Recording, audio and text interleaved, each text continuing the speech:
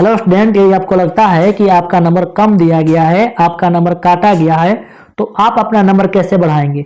अभी से भी आहार बोर्ड यहाँ पर 3 मौका दी है आपका नंबर बढ़ाने के लिए। आप सेकेंड है तो फर्स्ट हो सकते हैं, आप थर्ड है तो आप सेकेंड भी हो सकते हैं, और आप फेल है तो पास भी हो जाएंगे। इसका तरीका क्या है नंबर बढ़ाने का? अभी से आपका नंबर बढ़ सकता है। आप चाहे क्यों ना आप फर्स्ट डिवीजन से पास हो, फिर भी आपको लगता है कि मेरा नंबर कम दिया गया है, तो आपका नंबर बढ़ेगा। नंबर बढ़ाने का क्या कोई तरीका है यहाँ पर समझेंगे, इस वीडियो में पूरा बताएंगे। बहुत स्टूडेंट का मन में चल रहा है कि स्कूटनी कराने पर नंबर घटता है, तो स्कूटनी कराने पर आपका नंबर घटेगा कि बढ़ेगा? कंपार्टमेंटल करने पर क्या होता है, स्कूटनी कौन कराएंगे, कंपार्टमेंटल क्या होता है, स्कूटनी क्या होता है, इस पूरे चीज को इस वीडियो में हम कंप्लीट बताएंगे।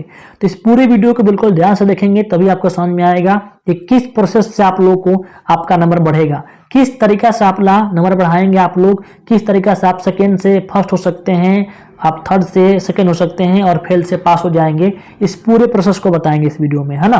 तो पूरी वीडियो बिल्कुल ध्यान से देखेंगे, तभी आपको समझ में आएगा। और लास्ट में आपको एक और तरीका बताएंगे जिसके तहत आप लोगों का बहुत फायदा हो सकता है। देखिए, सबसे पहले आपको मैं बताऊंगा यहाँ पर स्कूटनी, है ना। स्कूटनी क्या होता है? यदि मान लीजिए किसी बच्चा को लगता है कि मेरा नंबर कम आया है, किसी सब्जेक्ट में नंबर कम दिया है, वो बच्चा चाहे फेल हो, चाहे वो आपका फर्स्ट हो, चाहे वो सेकेंड हो, चाहे थर्ड हो, उनको लगता है कि मेरा नंबर कम दिया गया है ना, तो स्कूटनी करा सकते हैं। स्कूटनी में आपका नंबर बढ़ाया जाता है। यहाँ पर देखो, जैसे कि यहाँ समझिए आप लोग, सबसे पहले ध्यान देखिए, यहाँ ध्यान दीजिएगा। यहाँ पे जैसे कि ये बच्चा, ये मैथ में यहाँ पर देख सकते हैं इसका 30 नंबर है। इस बच्चा को लग रहा है कि मेरा 30 नंबर नहीं, मेरा कम से कम 50 नंबर आना चाहिए, है ना। तो ये स्कूटनी के लिए फॉर्म अप्लाई करेगा। कि कोई बच्चा का मान लो कि नंबर आया है 60 नंबर, लेकिन फिर भी वो संतुष्ट नहीं है 60 नंबर से। उसको लगता है कि नहीं, मैं तो यहाँ पर 80 नंबर तक बना कर लेकर आया था, हमने यहाँ पर पूरा कंप्लीट गिना था कि 80 नंबर तक हमारा सही होगा ही होगा, लेकिन 60 नंबर दिया है, बिहार बोर्ड 20 नंबर काट लिया है। तो जिन बच्चों को लगता है कि मेरा नंबर कम आया है, वो बच्चा अपना स्कूटनी के लिए अप्लाई करेंगे। अब रही बात कि स्कूटनी के लिए कौन अप्लाई करेंगे, जो फर्स्ट है वो कराएंगे, कि सेकेंड कराए वो कराएंगे, कि थर्ड है वो कराएंगे, कि फेल हो कराएंगे। तो आप कुछ भी, आपका डिवीजन कोई भी हो, फेल हो, पास हो, चाहे कुछ भी हो, आप स्कूटनी करा सकते हैं। अच्छा देखो, आप जो फेल है, यहाँ ध्यान दीजिएगा, जो फेल है, जो कम नंबर से फेल है, 1 नंबर से, 2 नंबर से, 3 नंबर से फेल है ना, वो स्कूटनी कराएंगे तो फायदा बढ़ेगा। ठीक, जो सेकेंड है वो भी 1 नंबर से, 2 नंबर से, 5 नंबर, 10 नंबर तक आप सेकेंड है तो आप स्कूटनी करा सकते हैं। यहाँ ध्यान दीजिए इस बात को। अब रही बात कि स्कूटनी आप कितने विषय में कराएंगे, तो स्कूटनी आप ऑल विषय में करा सकते हैं। जितना आप यहाँ पर दिए है विषय आप लोग का, ये 5 सब्जेक्ट जो आपका यहाँ पर कंपल्सरी था, यहाँ तक कि जो आपका इंग्लिश है, इंग्लिश में भी आप स्कूटनी के लिए अप्लाई करा सकते हैं। और स्कूटनी में क्या होगा कि स्कूटनी में आपके जो नंबर होते हैं वो फिर से यहाँ पर ऐड किए जाते हैं। हो सकता है कि जो नंबर कॉपी चेक किया होगा, वो कॉपी चेक जो किया हो मास्टर, वो नंबर ऐड करने में किसी पाने के क्वेश्चन के नंबर को नहीं जुड़ा होगा, तो उसे फिर से वहाँ पर आप कॉपी निकाल कर उसको ऐड किया जाएगा, और ऐड करके फिर से देखा जाएगा कहीं जोड़ने ओड़ने में कहीं तो गलती नहीं हुआ है ना, कहीं बीच में पेज हम पेज पलटते समय पेज तो नहीं छूट गया है ना। तो इस पूरे चीज को देखा जाता है और आपको नंबर बढ़ाया जाता है। और ध्यान रखिएगा, बहुत स्टूडेंट के मन में चलता है कि मेरा स्कूटनी करेंगे तो नंबर घट जाएगा। नहीं बच्चा, आपका नंबर घटता नहीं है। जो आपको बोलता है कि नंबर घटता है, तो दिमाग से यहाँ पर निकाल के फेंक दीजिए कि आपका नंबर घटता है, नंबर आपको नहीं घटेगा। ठीक, अब रही बात कि भाई किनको स्कूटनी कराने से फायदा होगा। ठीक, फायदा किनको होगा, देखो ये पहला है। इसके बाद से आपको बताएंगे कंपार्टमेंटल क्या होता है, इसके बाद से आपको एक और बताएंगे, 3 तरीका बताएंगे। और आप लोग बोलेंगे कि सर स्कूटनी कराने से फायदा किनको ज्यादा होगा। देखो यहाँ पर जो सेकेंड डिवीजन है ना, सेकेंड डिवीजन है, मान लीजिए कि कोई विषय में मान लो कि बच्चा है ना, कोई सेकेंड डिवीजन है ना, सेकेंड डिवीजन है, मान लो कि उसका नंबर कुल मान लो कि 290 है, 290 है ना, 290 है, चाहे 296 नंबर है, 200 यहाँ पर 93 है, 290 प्लस है।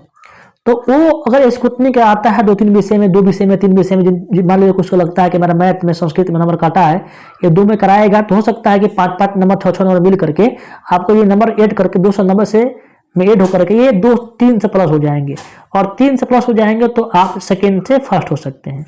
ऐसा ही जो थर्ड है, वो थर्ड वाले भी सेकेंड हो सकते हैं। और जो फेल है, आप मान लीजिए कि आपका यहाँ पर 30 नंबर आपको पासिंग मार्क चाहिए, आपका 29 नंबर आया है, 28 नंबर आया है ना, वहाँ पर आपके 26 नंबर आया है, तो आप स्कूटनी कराएंगे तो आराम से आप पास हो जाएंगे। ठीक, लेकिन यहाँ पर देखिए आपका जो ऑल विषय में है, आप यहाँ पर कोई पूछेगा बताओ कितने विषय में कराना है, तो आप स्क्रूटनी आप ऑल विषय में कराएंगे। स्क्रूटनी कराने के लिए चार्ज का लेता है बिहार बोर्ड, तो बिहार बोर्ड स्क्रूटनी का एक विषय का चार्ज लेता है 70 रुपया, ठीक 70 रुपये लेता है। तो 70 आप सब मान लीजिए 2 कराएंगे तो 140 लग जाएगा, और सब कराएंगे 5 विषय कराएंगे 350 लगेगा। तो ये रहा आपके स्क्रूटनी का प्रोसेस रहा, ठीक है। स्क्रूटनी आपका जो स्क्रूटनी में आपको इस तरह से होता है काम। अब रही बात कंपार्टमेंटल का, अभी देखो जितना बड़ा डाउट होगा पूरा आपका डाउट हम क्लियर करेंगे। अभी भी यहाँ पर स्क्रूटनी के बारे में बताएंगे आप लोगों को, ये आप पूरा वीडियो ध्यान से देखेंगे तभी आपको समझ में आएगा। देखो कंपार्टमेंटल क्या होता है, तो कंपार्टमेंटल जो होता है जो बच्चे फेल हो जाते हैं, जो बच्चे फेल हो जाते हैं उनके लिए कंपार्टमेंटल के एग्जाम यहाँ पर कंपार्टमेंटल का एग्जाम लिया जाता है।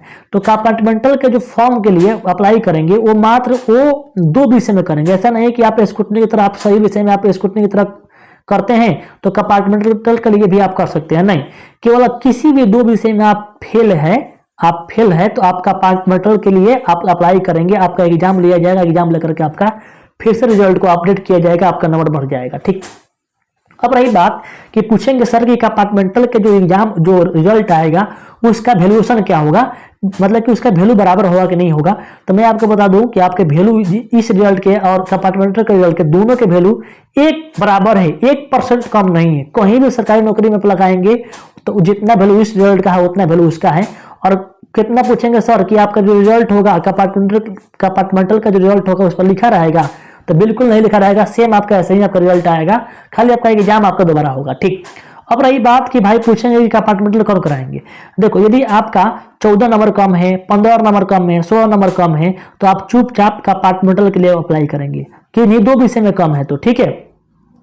14 नंबर से 15 नंबर से फेल हैं तो आप कंपार्टमेंटल का एग्जाम के लिए अप्लाई करेंगे। लेकिन जो स्टूडेंट का 28 नंबर है ना, 26 नंबर है, 30 नंबर है, 25 नंबर है ना, यानी 4-5 नंबर से फेल है, वो स्टूडेंट स्क्रूटनी के लिए अप्लाई कर देंगे और कंपार्टमेंटल के लिए अप्लाई कर देंगे, क्योंकि स्क्रूटनी में आपका सुधर जाएगा तो आपका ये कंपार्टमेंटल का एग्जाम नहीं देना पड़ेगा, है ना। और मान लीजिए कि स्क्रूटनी का नहीं बढ़ा, है ना, तो आपका कंपार्टमेंटल का दोनों का हो जाएगा। और मान लीजिए कि आप स्क्रूटनी भर दिए, स्क्रूटनी छोड़ दिए और कंपार्टमेंटल भर दिए, मान लीजिए कि यहाँ पे स्क्रूटनी भर दिए कंपार्टमेंटल नहीं भरे, आपका 26 नंबर किसी विषय में है और किसी में मान लो 28 है, स्क्रूटनी में आपका नंबर नहीं बढ़ा, ठीक, तो आप तो फेल रह जाएंगे। इसलिए मैं बोलूंगा कि आप लोग स्क्रूटनी भी कर देंगे, जो स्टूडेंट का फेल है, जो 4-5 नंबर से फेल है वो स्क्रूटनी भी कर देंगे और कंपार्टमेंटल दोनों फॉर्म भर देंगे, है ना, जो 2 विषय में फेल है। ये रहा बात फेल वालों के लिए। लेकिन जो पास है उनको लगता है कि मेरा नंबर कम है, मुझे नंबर मेरा कम दिया गया, काटा गया है, तो आप लोग स्क्रूटनी के लिए अप्लाई करेंगे, ठीक। अब इसके बाद से एक और प्रोसेस होता है, लास्ट प्रोसेस होता है। लास्ट तरीका क्या होता है, चैलेंज करना।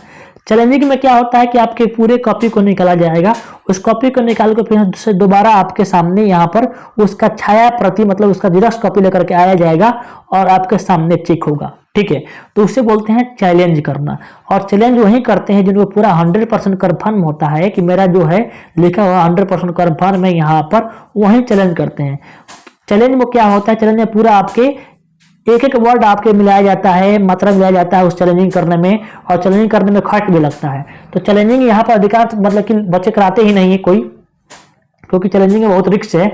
तो आपके स्क्रूटनी और कंपार्टमेंटल आप समझ गए हैं। स्क्रूटनी कराएंगे तो आपका रिजल्ट आपके यहाँ पर 5 से 10 दिन के अंदर आ जाएगा, और कंपार्टमेंटल करेंगे तो इसका एग्जाम लिया जाएगा। एग्जाम आपके मई के आसपास लिया जाएगा और 10 दिन के अंदर उसका भी रिजल्ट आ जाता है। मतलब मई में आपका कंपार्टमेंटल का एग्जाम भी हो जाएगा, आपका रिजल्ट भी आ जाता है।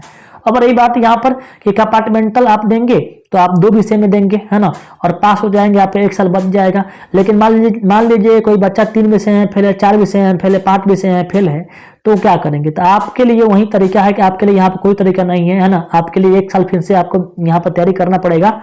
अब तैयारी करके आप लोग यहाँ पर फिर से एग्जाम देंगे, अगला साल देंगे एग्जाम, और आपका एग्जाम फॉर्म जो होगा उसी आपके स्कूल से भराएगा जहां से आप लोग एग्जाम दिए हैं, फिर से वहीं पर जाकर के आप लोग का उसी रजिस्ट्रेशन पर आपका वहां पर आपके फॉर्म भराएगा जो 3 विषय 4 विषय में फेल है। और कंपार्टमेंटल के लिए जो फॉर्म भरा अप्लाई होगा वो कहाँ से होगा, तो आपके स्कूल से ही होगा। और स्कूटनी के लिए कहाँ से होगा, तो आपके साइबर कैफे से करा सकते हैं।